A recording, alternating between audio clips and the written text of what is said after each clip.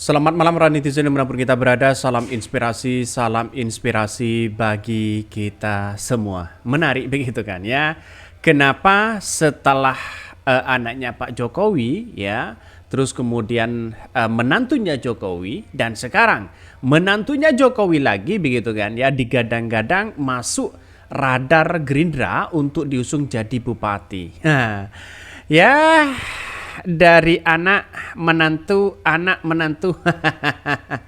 Ini gimana coba? Ini kan sudah di depan mata bahwa ini adalah dinasti politik begitu kan. Sayang seribu sayang kalau semisal semua dicalonkan tapi pada hakikatnya dinasti politik itu berpengaruh besar terhadap demokrasi.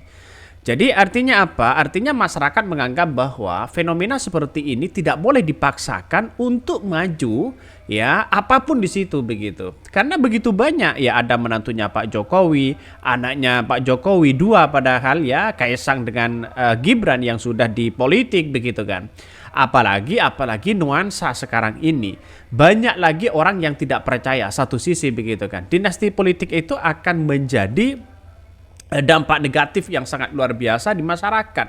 Seolah-olah dia akan menjadi kekuatan super di situ, tapi kalau kalah, wah, mereka akan semakin kalah begitu kan ya. Mau calon apapun kalau masyarakat sudah tidak percaya lagi, ya mereka akan kalah begitu. Tapi nampaknya begitu kan ya. Sekarang ini kalau kita melihat dengan adanya situasi politik begitu kan, ya punya kekuatan yang sangat luar biasa. Tapi dinasti politik itu menurut saya pribadi ada kesalahan fatal di situ begitu kan.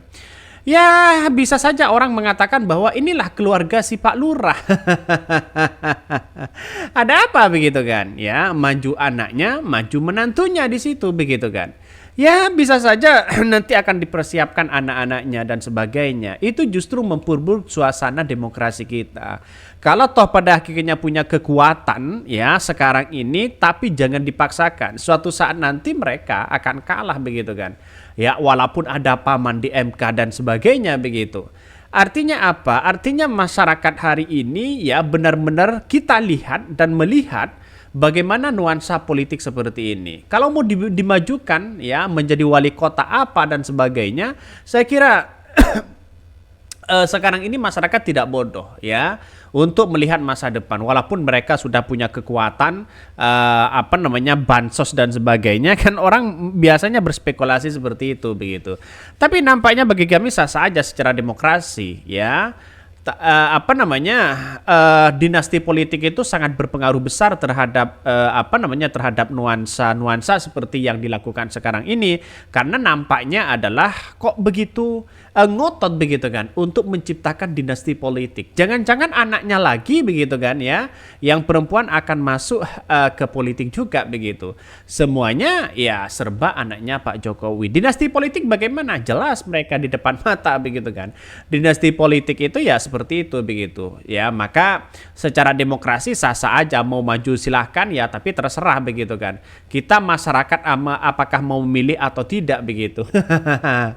Bahkan ada yang mengatakan hilirisasi kekuasaan katanya ya.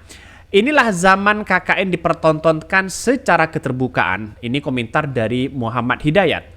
Katanya demokrasi, tapi hampir mirip dengan kerajaan, di mana hampir seluruh keluarga diusahakan dapat jabatan. Anehnya, malah ada yang membela dan menjilatnya hanya untuk mencicipi sisi kekuasaan. Jadi sebenarnya ini kan demokrasi begitu kan. Demokrasi ya, maka walaupun ya seorang Jokowi itu adalah bukan raja, tapi praktek di dalamnya mirip seperti raja, misalnya dengan adanya dinasti politik dari anak ke anak, dari mantu ke mantu dan sebagainya, ya secara tidak langsung itu prakteknya sama dengan kerajaan begitu kan. Apakah semua orang ya mau melakukan seperti itu begitu kan? Di negara monarki itu sudah tidak laku lagi dengan cara-cara seperti ini begitu kan? Ya, apalagi diterapkan sistemnya adalah demokrasi, tapi prakteknya di dalamnya yaitu adalah monarki. Nah, ini yang masyarakat harus jelas di situ, harus tahu begitu kan ya, situasi politik seperti ini. Jangan lagi kemudian ya disogok dengan bansos, disogok dengan bantuan tiba-tiba mau. Itu kan lihat saja ke depan apakah pemimpin kalau dihasilkan dengan hal-hal yang tidak baik akan menciptakan atau bisa menghasilkan pemimpin yang tidak baik pula begitu kan. Jadi saya rasa banyak komentar-komentar netizen yang mengatakan seperti itu. Apalagi ya Jokowi memberikan bintang begitu ya kepada istrinya sendiri begitu. Lihat saja di situ. Apalagi kepada Pak Prabowo dan sebagainya. Jadi artinya apa? Jangan dipaksakan ya terlalu masuk dalam nuansa politik seperti ini. Saya kira kalau sudah kacau semuanya ya akan menjadi kacau begitu kan. Kenapa? Ya karena nampaknya Gibran ini sudah dipersiapkan ya untuk di 2029.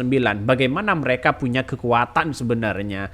Tapi nampaknya masyarakat hari ini oke lah karena memang nuansanya adalah nuansa dugaan-dugaan yang kemudian tidak diinginkan oleh masyarakat, maka ya silahkan mau berspekulasi apa lagi begitu kan. Ya sudah jelas-jelas di depan mata. Kira-kira seperti itu. Biar masyarakat yang menilai lah begitu. Intinya secara logikanya seperti itu. Maka saya katakan sejak awal, wah ini punya dampak luar biasa. Ini yang harus kita lawan begitu kan ya. Untuk bagaimana caranya masyarakat melek terhadap politik dinasti seperti sekarang ini begitu. Apa-apa semuanya ya menantu, apa-apa semuanya saudara, apa-apanya ada ordal begitu kan. Pilkada Sleman 2024 menantu Jokowi masuk radar Gerindra untuk diusung jadi calon bupati. Maaf ya, calon bupati. Tahapan menuju pemilihan kepala daerah Pilkada Sleman ya 2024 mulai menghangat. Partai Gerakan Indonesia Raya Gerindra saat ini tengah menyiapkan sejumlah nama yang bakal diusung menjadi calon bupati. Deretan nama kader internal ya seperti Lisman Pajaksuman dan Sukaptana dimunculkan. Kendati demikian, partai besutan Prabowo Subianto ini juga melirik Erina Gudono yang menantu terakhir Presiden Jokowi ya agar bisa ikut berlaga di Pilkada Sleman. Dimungkinkan juga bisa mengusung Erina Gudono, bisa juga komunikasi sekarang internal dulu, melakukan pendekatan-pendekatan. Komunikasi internal partai sedang dimatangkan. Menurut Sukaptana, dari internal Gerindra sendiri memiliki sejumlah kader yang sebenarnya sudah siap meramaikan bursa Pilkada Sleman, di antaranya Lisman ya Pujakusuma. Jadi kalau bukan kadernya sendiri ngapain begitu kan ya? Mengambil orang-orang yang kemudian kurang di dalamnya untuk berkapasitas ya sebagai kader di situ, mentalitas ya loyalnya di situ begitu. Ngapain kita kalau bukan kader ngapain begitu kan? Jadi saya setuju sekali dengan pendapat Fahri Hamzah yang mengatakan bahwa kalau mau calon presiden mau apapun ya setidaknya mereka harus ya benar-benar ya masuk dalam dunia partai sebagai perubahan ya mentalitas dalam berdemokrasi begitu kan. Saya masih melihat nuansa seperti itu. Artinya apa? Masuk kader terlebih dahulu biar mereka bagaimana proses di dalamnya ya menjadi partai. Walaupun tidak semuanya kita lakukan begitu kan. Satu sisi saya setuju, satu sisi saya tidak begitu kan. Karena konteksnya kita adalah melihat bagaimana orang-orang yang punya pengaruh besar di situ begitu ya. Kandidat selanjutnya adalah dirinya sendiri yang mengaku siap maju menjadi calon Bupati Sleman jika mendapat restu DPP sekaligus sanggup merajut koalisi dengan sejumlah partai lain. Mengingat Gerindra hanya mendapatkan 6 kursi di DPR Sleman, artinya minimal ia membutuhkan 4 kursi lagi agar bisa mengusung paket pasangan calon Bupati dan wakil Bupati Sleman.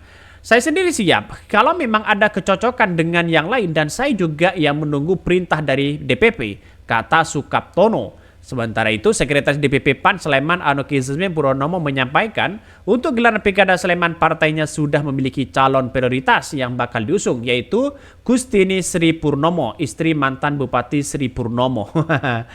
Jadi artinya apa? Artinya kan kalau kita menyodorkan kader-kader di situ kan bagus pertandingan-pertandingan ya di pilkada, pilgub dan sebagainya. Tapi kalau kader orang lain ya gimana begitu kan? Apalagi bukan kader tiba-tiba dipaksakan di situ begitu.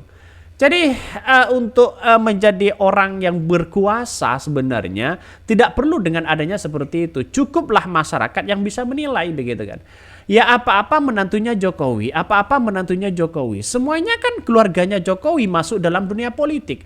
Bukan tidak boleh, boleh-boleh aja di situ begitu kan. Tapi nampaknya sekarang ini masyarakat ya melihat bahwa ya nuansa-nuansanya kok seperti itu begitu kan. Sistem demokrasi tapi di dalamnya yang mirip sistem kerajaan. Karena begitu kuat kesempatan ada begitu kan, bukan tidak mungkin akan didorong. Gampang sekali PSI saja begitu kan. Kalau lolos di Sleman di situ begitu kan. Artinya bisa berpartisipasi aktif di situ begitu. Jadi sampai sekarang ya masyarakat bisa menilai lah bagaimana keluarga seorang Jokowi. Nampaknya ya kalau seperti ini biasanya ya siap-siap aja lah ya akan dimasukkan di situ begitu. Kader mah lewat begitu kan. Jangankan kader apapun, kalau disodorkan pihak-pihak mereka yang punya kekuatan, kalah mereka begitu kan. Walaupun mereka kader berkecimpung dalam sudah lama di partai, tapi nampaknya akan kalah dengan orang-orang yang punya ordal ya di dalamnya di situ begitu. Mungkin itu yang kami sampaikan ya, tonton terus channel Hodari Podcast Rakyat ini karena ada berita-berita menarik dan viral setiap harinya. Salam para netizen, salam inspirasi bagi kita semua. Jangan lupa di subscribe channel YouTube Hodari Podcast Rakyat ini.